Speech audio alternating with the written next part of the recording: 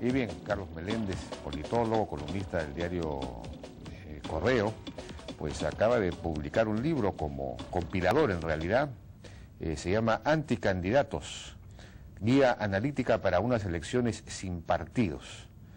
Un libro realmente muy interesante y muy entretenido y muy, digamos, descarnado, muy realista acerca de qué es lo que está pasando en cada uno de los partidos, entre comillas, que están llevando candidatos a la presidencia.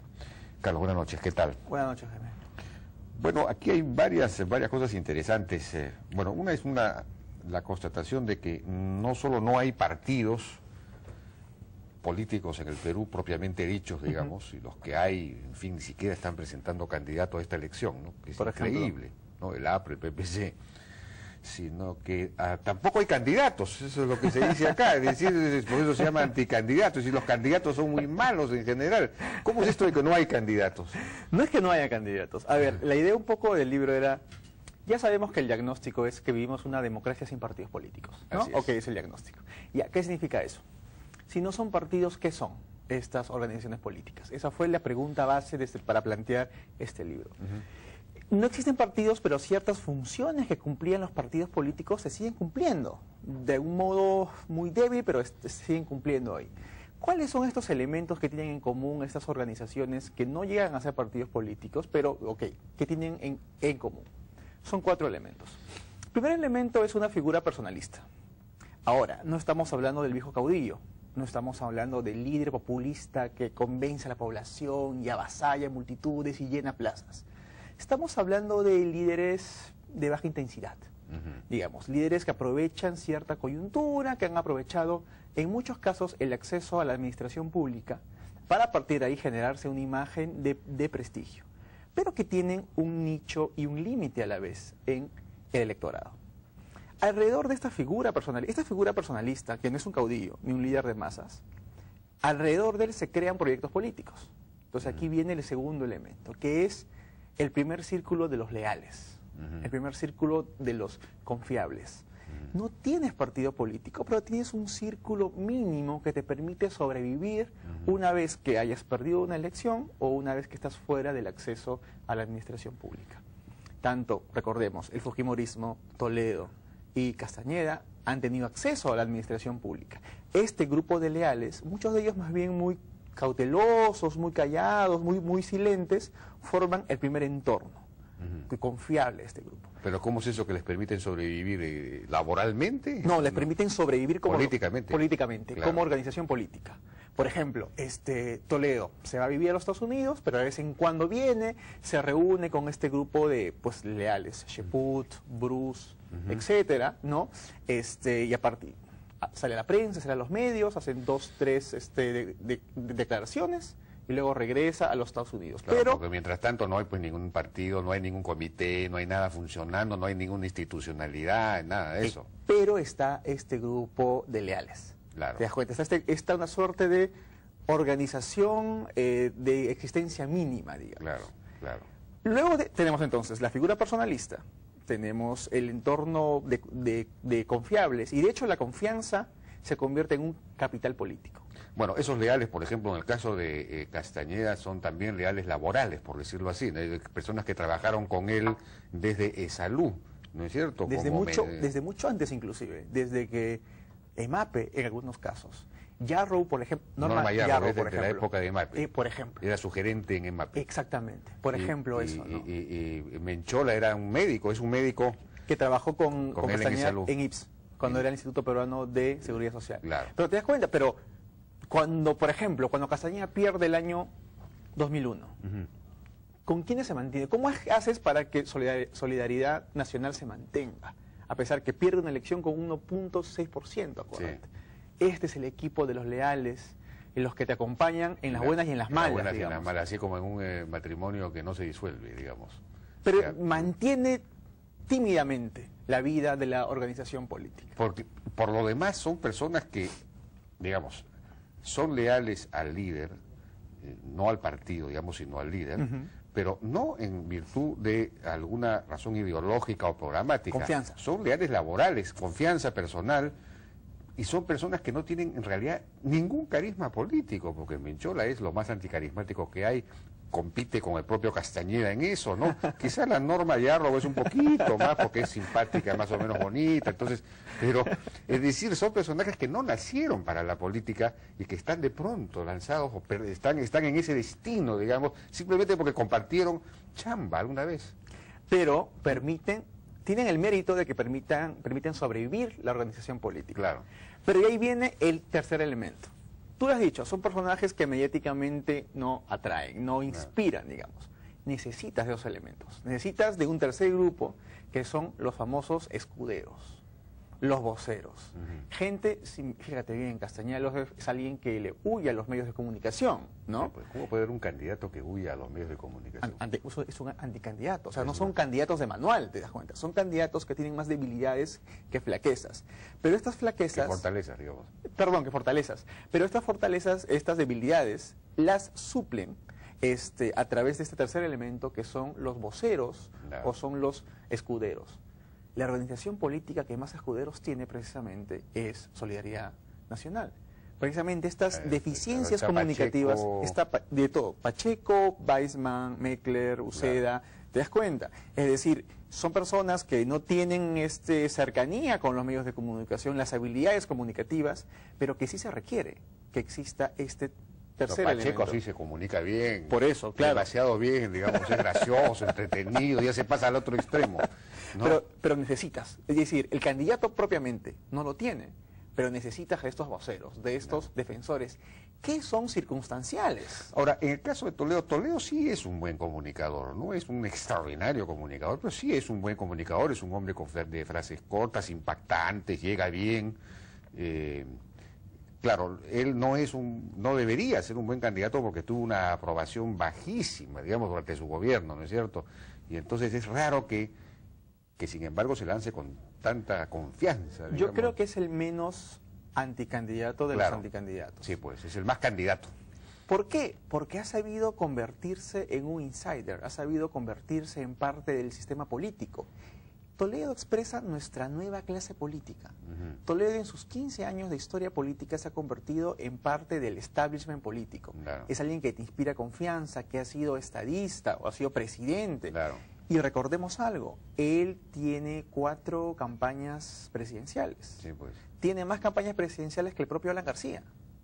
Ah, sí. Alan García tiene 3. Alan García tiene 3. Entonces, en estos 15 años, Toledo se ha convertido en nuestra nueva clase política. Claro. Y además, cuando está fuera ahora, pues ha tratado de cultivar la imagen de estadista, formando esta ONG, este instituto, por con ejemplo, otros presidentes y que se reunían en varias partes del mundo a discutir acerca de cómo derrotar a la pobreza y todo. Pero sin embargo, como vivía fuera del país gran parte del tiempo, necesitaba de estos voceros. Claro. Él no necesita estos voceros por falencias propias, digamos. Necesita porque tiene un pie en los Estados Unidos, en la política internacional durante estos años, y necesita un pie acá en el país. En ese sentido, ha recurrido a Carlos Bruce, Juan Cheput, por ejemplo. Y el cuarto elemento, finalmente, son el equipo de gobierno. Un partido político, en teoría, debería tener su propio equipo de gobierno, pero ya que se mantiene en esta suerte de mínimo necesario para sobrevivir, los equipos de gobierno se forman siempre a las afueras de la organización política. Al final terminas pactando con equipos de gobierno. Gran frase... Casi contratando equipos de gobierno. Gran frase de Luis Bedoya Reyes: los políticos se alquilan. Claro, ¿no? claro. Tenemos tanto en izquierda como en derecha a grupos de consultores, ONGs, consultoras, institutos de investigación, Macroconsult por el lado de la derecha, con Castañeda del Ocio. Con Castañeda del Ocio, o esta ONG, es la otra mirada, que es Salomón Lerner, Nicolás Lynch, Beto Adriansen, Ciudadanos por el Cambio, Onesa Cinesio López. Claro. ¿Te das cuenta? Este grupo de técnicos intelectuales, tecnócratas profesionales. De izquierda. Claro, de izquierda.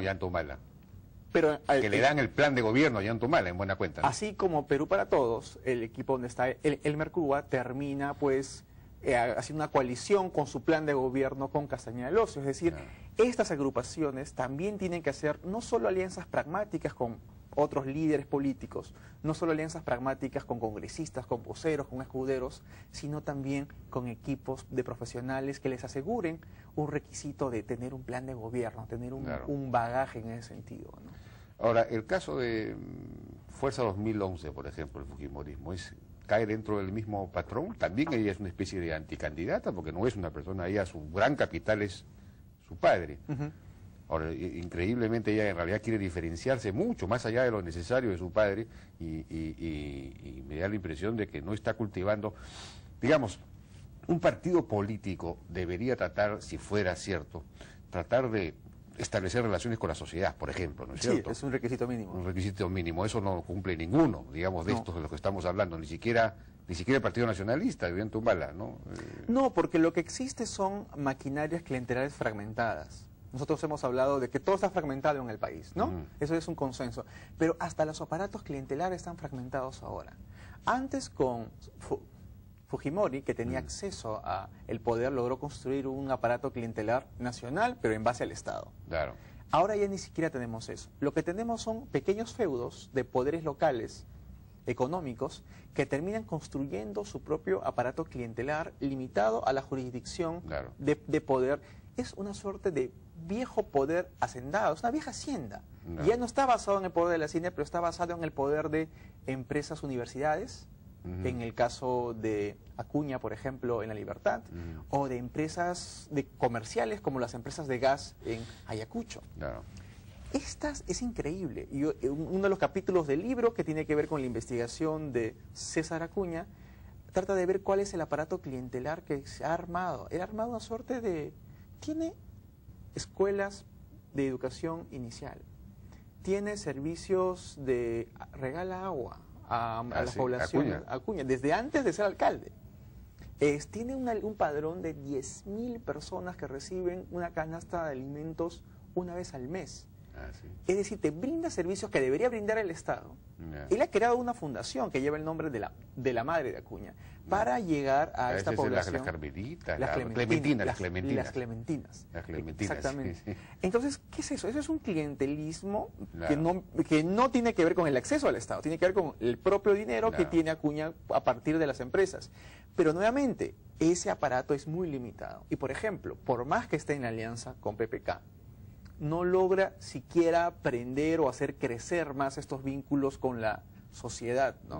Es decir, hasta inclusive el vínculo clientelar que existe está muy limitado y muy fragmentado. Ahora, Fujimori en su gobierno tuvo un vínculo muy fuerte con los sectores rurales y con los sectores urbanos marginales, en base a este aparato clientelar, pero en fin, él mismo tuvo relaciones cara a cara con... en teoría, digamos, un partido fujimorista, el que pasa es que él mismo se negó a tener un partido. Y el partido actual también tiene un nombre que delata su carácter efímero, porque se llama Fuerza 2011.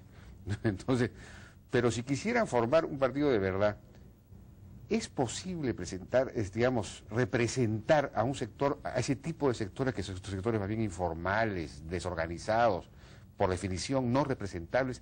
Ese es un problema también, ¿no? Digamos, si un partido se propusiera, si Keiko se propusiera restablecer las relaciones que tuvo su padre con esos sectores y representarlos, digamos, ser el canal partidario que represente a la informalidad, a los sectores marginales, no podría hacerlo. Lo que pasa es que has intentado representar a estos sectores a través del clientelismo, cuando deberías intentar representar a estos sectores a través de vínculos programáticos. Claro.